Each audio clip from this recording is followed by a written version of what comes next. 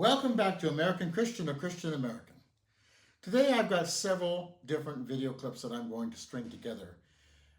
Each a little bit different in a sense, but they're also coming together with a common thread about the problems in this country and the history of racism, the history of greed and power in this country.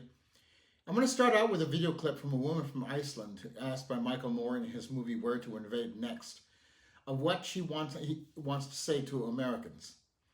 And I think it's really important. Don't let that be the determining factor, though, you think where I'm going. I'm going to put a whole bunch of things together leading up to it. But I think it's important for us to understand how we treat people in this country is deplorable. And much of it is, a great deal of it is based on racism in this country. However, it's not just based on racism, not to even put that aside at all. The fundamental things behind racism is greed and power. Racism is like the seed planted in a soil of greed and power. It's what's been used for many years. You have to have a group of people to hate in order for power to grow. And what I mean by that is, even the people you call your own people, white people in this country, you need as many of them to follow you as possible, even though you're going to hurt them, even though you're going to do things that will inevitably cause them extreme pain. So you need an enemy. And by pinpointing non-white people, in particular black people, and Native American people, and Asians, and Latinos in this country, by pinpointing them and criminalizing them, or making them inferior,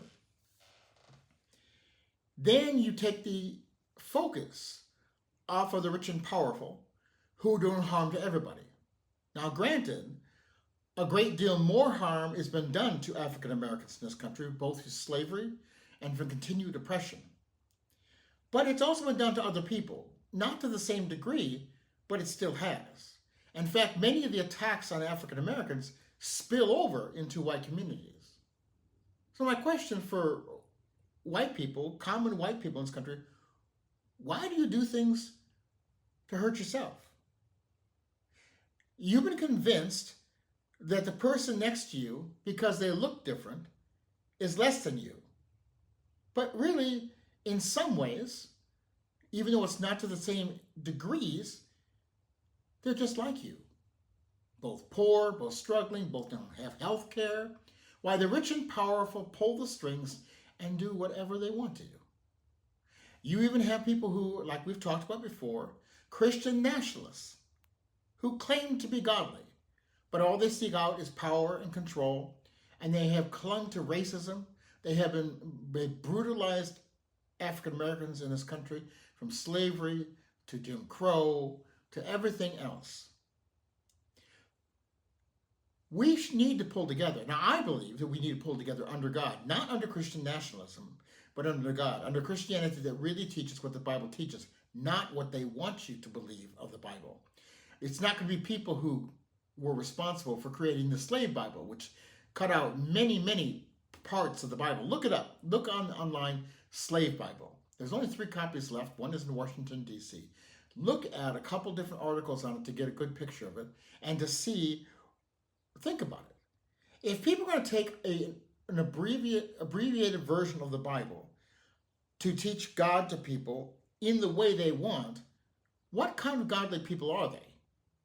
Not much. So how can we believe them when they talk about anything else?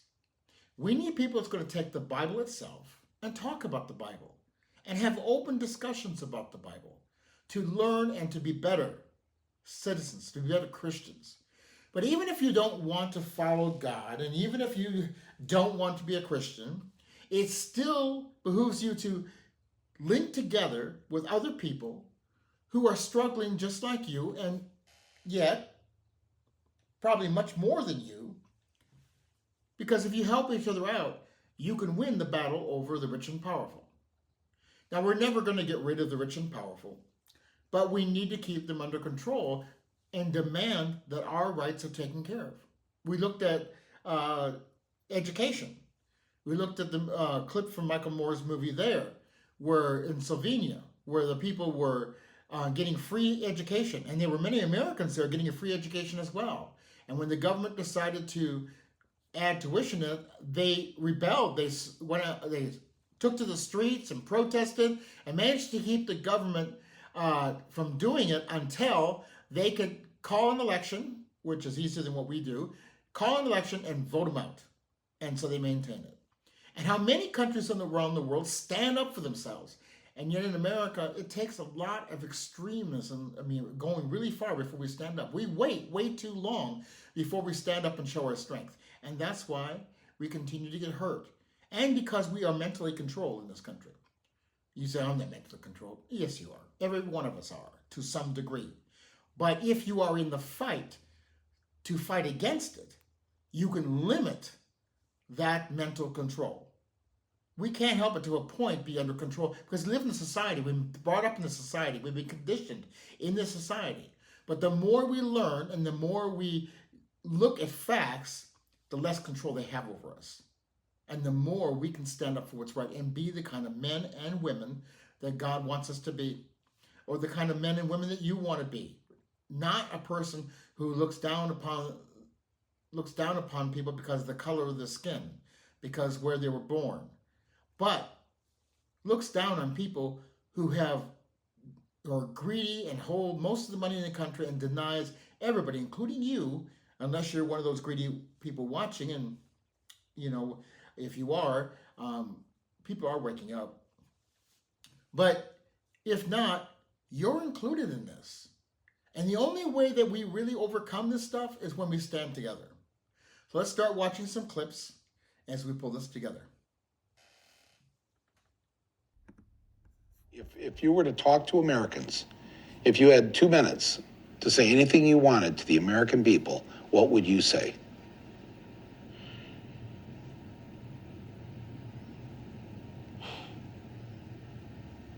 And don't be afraid of hurting our feelings. No. We need some truth here. No. I wouldn't want to live in the States even though you paid me, because just the society and the way that you treat people, the way that you treat your neighbors, I would never want to be your neighbor. Never, ever.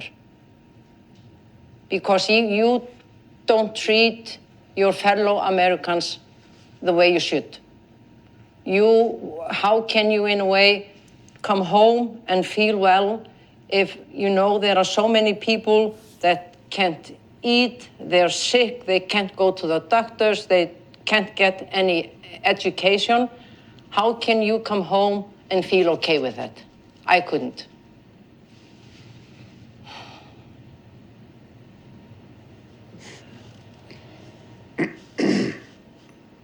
I don't feel okay about it. No, that's good. You shouldn't feel okay with that. I wanted to start out with actually a number of issues that all, in my opinion, all tie together into one.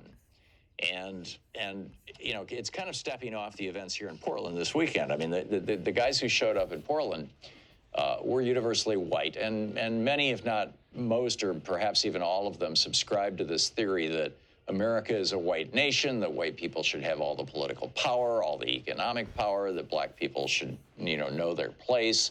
Not just black people, Hispanics. In the case of many of these, these so-called white nationalists or white supremacists, even they include Jews in that list, and Muslims. Their bias is, can be based on religion as well as race, or even gay people they would include in those lists.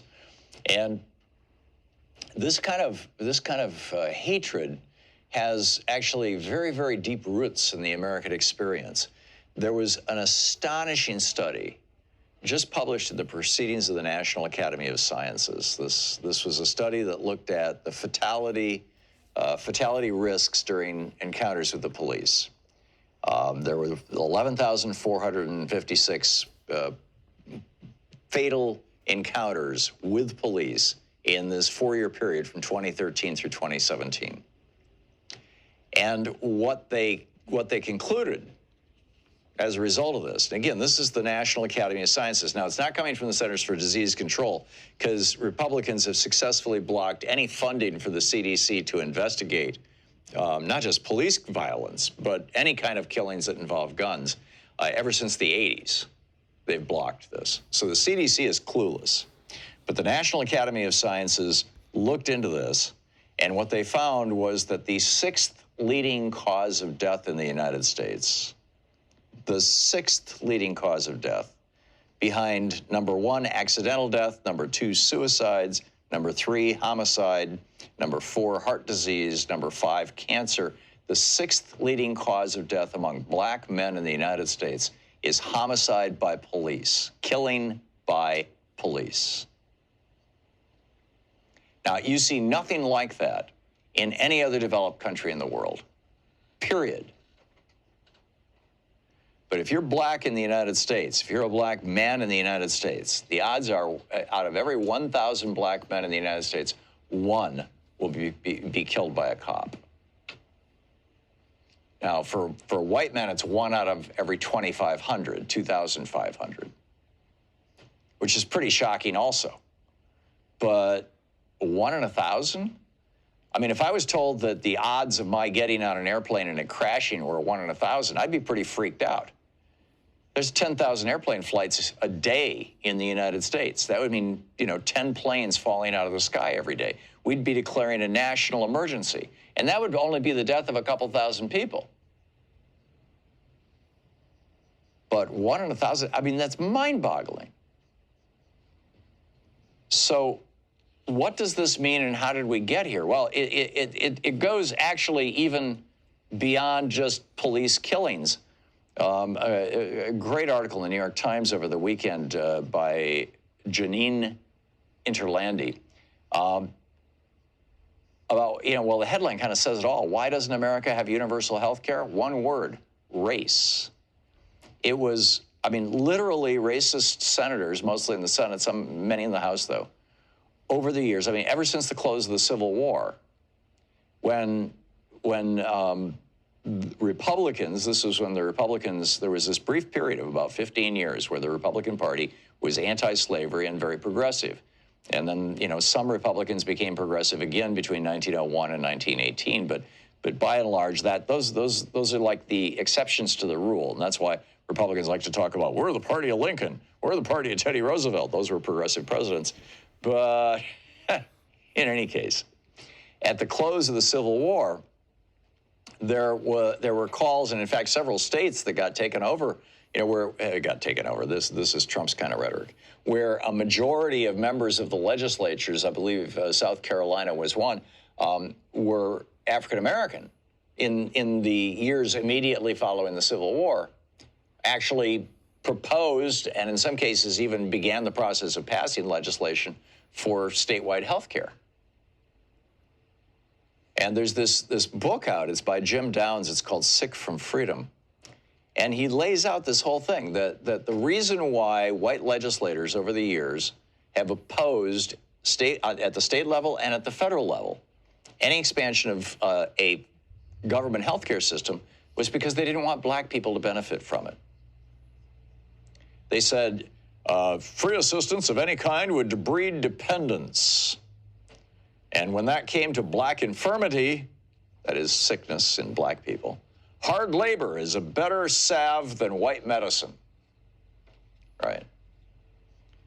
This article in the Times writes, it was largely at the behest of Southern Democrats that farm and domestic workers, more than half the nation's black workforce at the time, were excluded from New Deal policies, including Social Security, the Wagner Act of 1935, the Fair Labor Standards Act of 1938, which set the minimum wage and established an 8-hour workday, and the Servicemen's Readjustment Act, better known as the GI Bill.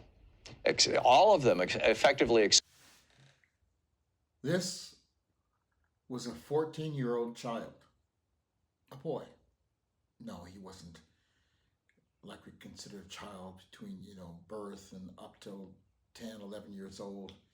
He was at the beginning of the precipice of changing from a boy to a man, but he was still a child. He was still a boy. But he was learning and growing, but he didn't know a lot of things. He just didn't really understand how much this nation hated him.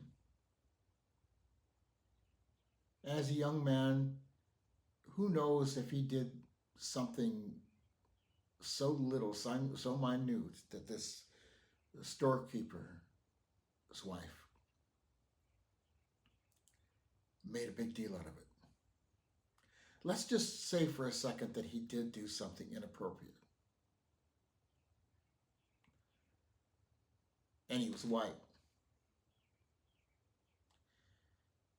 He would have been taken aside and perhaps scolded, perhaps encouraged to act differently or better. I don't know what else, people would have done, but they certainly wouldn't have hurt him. They would say that's not how a man treats a woman or whatever else, if he had said something inappropriately. But there is no real evidence that he ever said anything inappropriately, and he was not white. He was an African-American young child who was just visiting his family, just wanting to get some candy like most young people do, and some adults. And they took him at night off to a shed where they began beating this child. Some incidents they were using the handle of a revolver, beating his face and his body. How could they do this unless they were taking pleasure in it? Taking pleasure in inflicting pain on another human being, let alone he was not a grown man yet. He was a child, and they took pleasure in inflicting pain in this young man. For what? For nothing. Because the color of his skin, because of the threat he posed, perhaps, to white people, that if black people got too much pride or too much strength, that what would they do to white people? White people might lose power. They beat this young man, as we're going to see in the third clip, till his face is unrecognizable. I'm thinking about it, I can hear this child screaming out of pain and out of not understanding why he's being beat. Why he's not, and even though I'm sure he was taught about racism and prejudice, he just didn't understand the full implications of it, especially not in Mississippi. Every blow that they took with either the fist or the revolver to beat this young man gave these men pleasure. What kind of mind does it take to get pleasure out of beating any human being? What kind of mind does it take for that? What kind of person does it take for that? Let's look at another clip.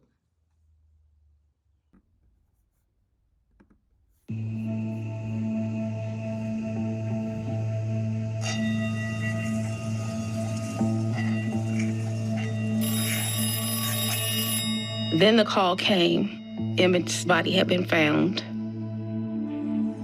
It made me start crying and yelling, and we didn't know what had happened.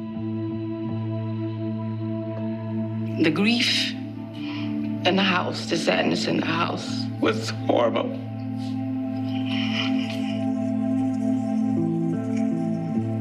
The screaming, the disbelief. Mamie was just devastated. It was hard to see her heart broken.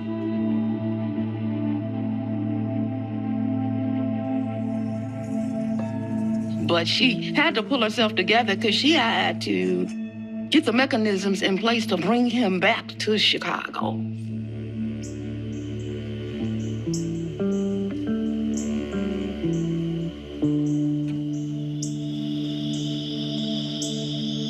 Now, the Tallahatchie County Sheriff, H.C. Strider, orders that Emmett's body be buried immediately before the sun sets that day. The grave is actually being dug when Mamie gets the information that they're about to bury her son in Mississippi. First of all, why is the sheriff even making that decision? When have you heard of a sheriff deciding that the body should be buried? There's something really that they're trying to hide here. For his mom, that was an immediate red flag. She set off a domino effect. Miss Mamie began to call everybody she knew. She called the governor, she called Mayor Daley, she called everybody she could touch, and finally got them engaged to bring the child home.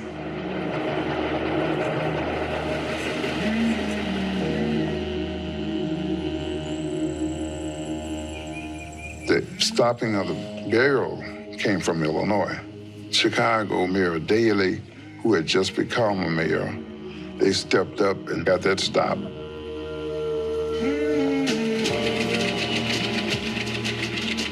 The same train that took Emmett down, the city of New Orleans train, brought his remains back to Chicago.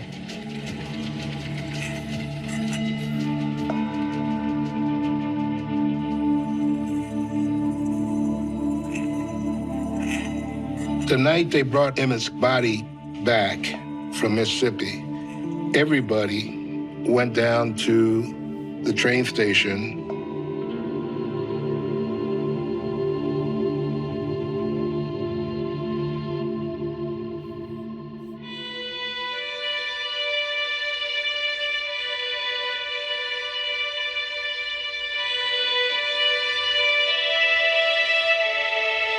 The body came in, understand, a wooden seal box.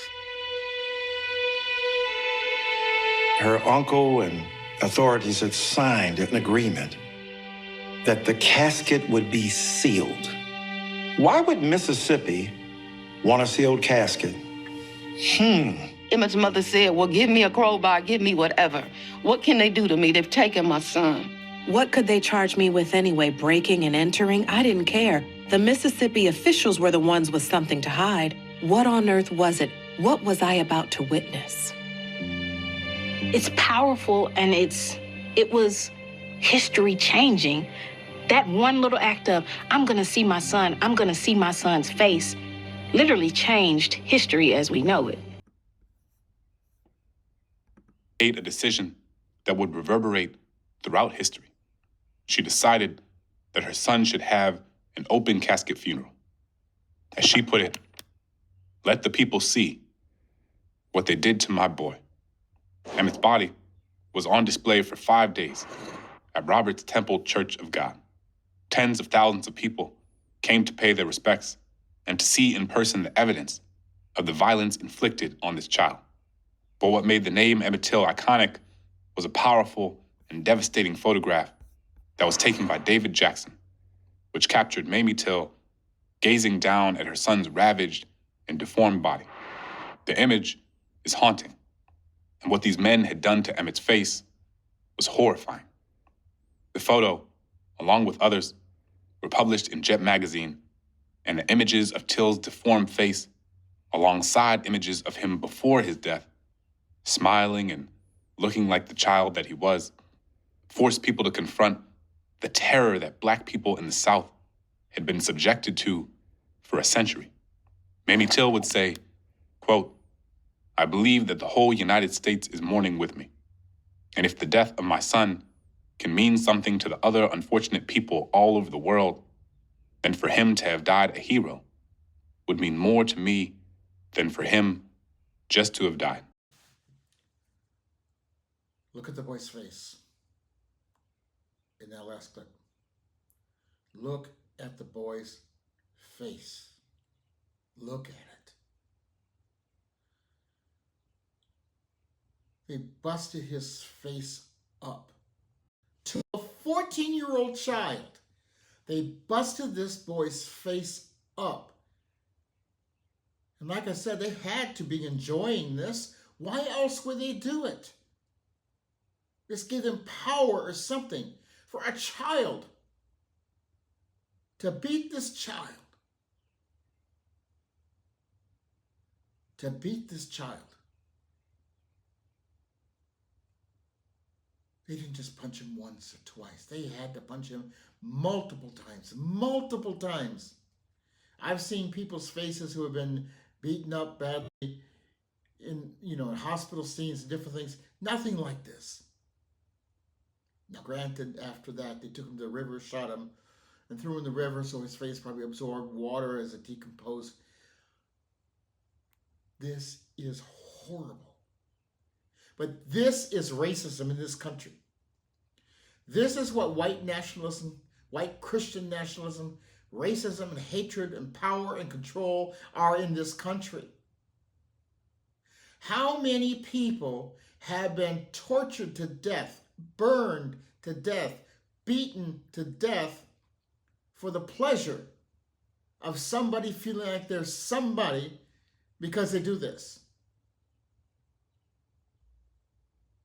I hope I'm talking to somebody who can think about this. Are you listening to this?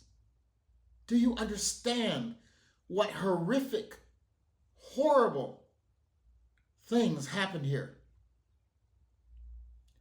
This mother's child, her pride and joy, was taken from her, not just quickly, was beaten from her. Beaten to death. Although he was still alive, but beaten and shot. And she refused to be quiet, where the Mississippi wanted to bury him, cover it up quickly, because yes, they wanted people to see some of these things so they could make sure to make other people afraid, but perhaps they thought they went just a little too far. They didn't want people to see the body. And when they were forced to give him up, they wanted to keep a closed casket. Well, the mother did not want that. She wanted the world to see what these horrible, horrific people did to her son. I'm glad she did. Because the world needed to know. And the world needs to know today when things that are horrific happen.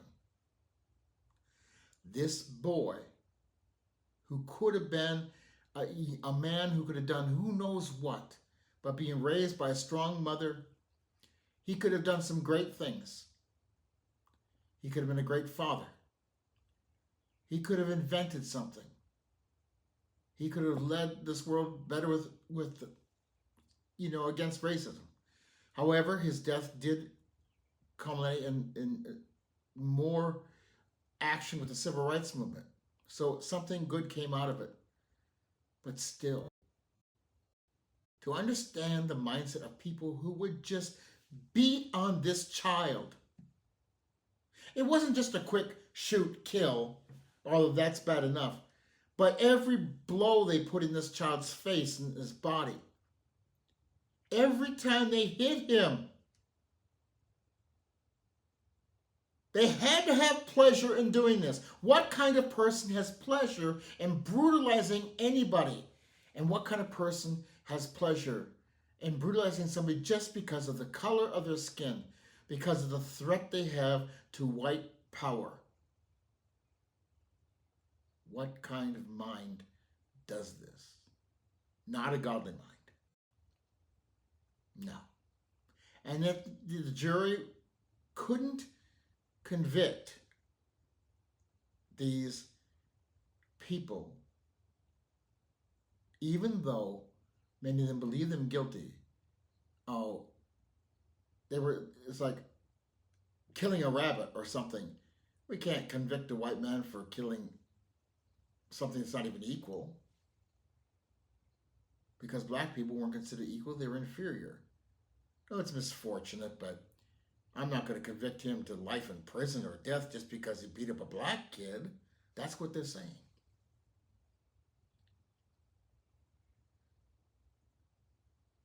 I struggle with believing how horrible people can be, even though I see it all throughout history and today. Now, I'm going to compare some other things. They're not equal, but really the same thing. What about people who gang up on a person who is gay? Now, this argument is not for whether I believe homosexuality is a choice or a sin. It doesn't really matter. Because even if you believe it's a sin, where does it come when people brutalize and beat and sometimes kill a person who's gay? If you believe it's a sin, you teach about it, and if they won't accept it, you move on. But to beat on somebody, what kind of mindset does that take? And how do you equate that with being godly? If you think it's a sin, but then you go off and beat and kill somebody. Or even if you don't kill them, you brutalize them. Perhaps you injure them for life. And there's all kinds of other reasons too. That people beat on somebody, bullies, beating on somebody. Maybe not as brutal as Emmett Till, but it's the same thing. How many people who can't deal with who they are, and maybe they're bigger physically, beat on somebody else to prove that they're some kind of man? Or even women who abuse people and mock them, belittle them. Anybody who does that. What kind of mindset is that? It is not a mindset of God. It's a mindset of the devil. What about what the Republican Party and Donald Trump in 2025 have been attempting to do? Take away more health care. I mean, they've already denied health care for people who are black and other people because they didn't want black people to have it. They also let the cost of prescription drugs and everything go sky high, and they do nothing about it. So what if people die off? What kind of mind does that? What kind of mind tries to deport people out of this country who are innocent just because they want an all-white nation? What kind of mind would try to cut Medicare and Medicaid and possibly Social Security for two reasons? One, they can make a profit by privatizing, and two, just to deny it because they want more money for their friends. But really what it is about hopefully killing off more poor and black people because they don't matter. What kind of mind is that? Is it really different from the person that would beat this young man, Emmett Till, to death? People who claim to be Christians yet would deny people and let people, black and white and others, suffer, can't get health care, suffer pain, and many people die because they don't get the proper health care. What kind of mind does that? Not a Christian mind. This isn't about whether the people who are suffering are doing some things wrong. That may be true. A lot of people do things wrong. In fact, all of us do some things wrong. But to do things that would make them suffer and not care about their welfare, for many reasons to care about lining their own pockets.